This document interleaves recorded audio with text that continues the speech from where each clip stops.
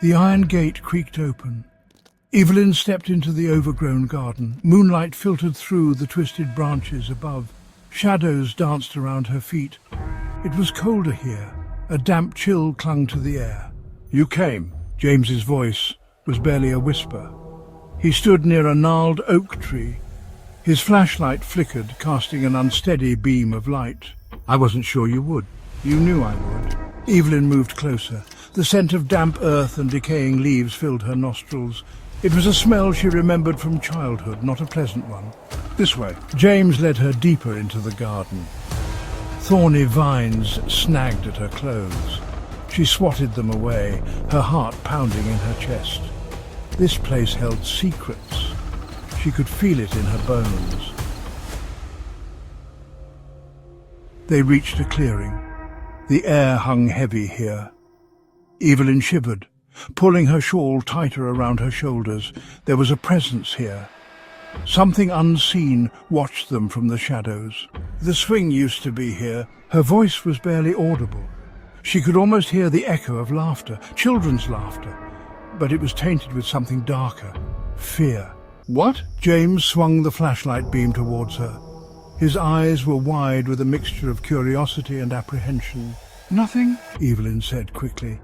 She didn't want to talk about it, not yet, not until she had to. But the memories were there, bubbling up from the depths of her mind. The shouts, the digging, the terror. "There's something buried here, I can feel it." He knelt down, gently brushing aside the leaves and twigs that blanketed the forest floor. The beam of his flashlight pierced the darkness, revealing a patch of disturbed earth. "Help me with this, please." His voice trembled with anticipation, a mix of hope and fear. Evelyn hesitated for a heartbeat, then knelt beside him, her heart pounding. Together they dug into the soft, yielding earth, their hands moving in unison. The smell grew stronger, a cloying, metallic odour that filled the air. It made Evelyn's stomach churn, a wave of nausea washing over her. Their fingers brushed against something hard and unyielding beneath the soil. James muttered a curse under his breath as he unearthed a rusty metal box. The box was small, no larger than a shoebox, yet it held an air of mystery. A length of thick, decayed rope was wound tightly around it, holding it together. "What is it, James?" Evelyn whispered, her eyes locked onto the box, her voice barely audible. A cold dread settled in her stomach, a sense of foreboding creeping over her.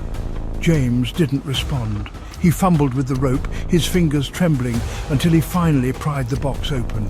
Inside, nestled amongst yellowed cloth, lay a pile of faded photographs, their edges worn with time.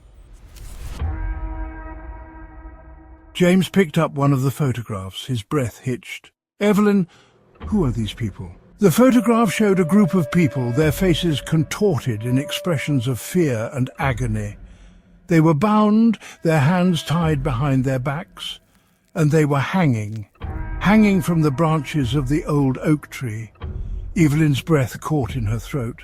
She recognized the faces in the photograph. She had tried to forget them, tried to bury the memories deep within herself, but there they were, staring back at her, accusingly. "Evelyn? What is this? Who are they?" Evelyn closed her eyes, a single tear tracing a path down her cheek. "They were here. That night, I saw them. I saw what they did." And suddenly, James understood. The nightmares that had plagued him since he was a child, the flashing images of hanging bodies, the feeling of dread that clung to him like a shroud. They weren't nightmares. They were memories.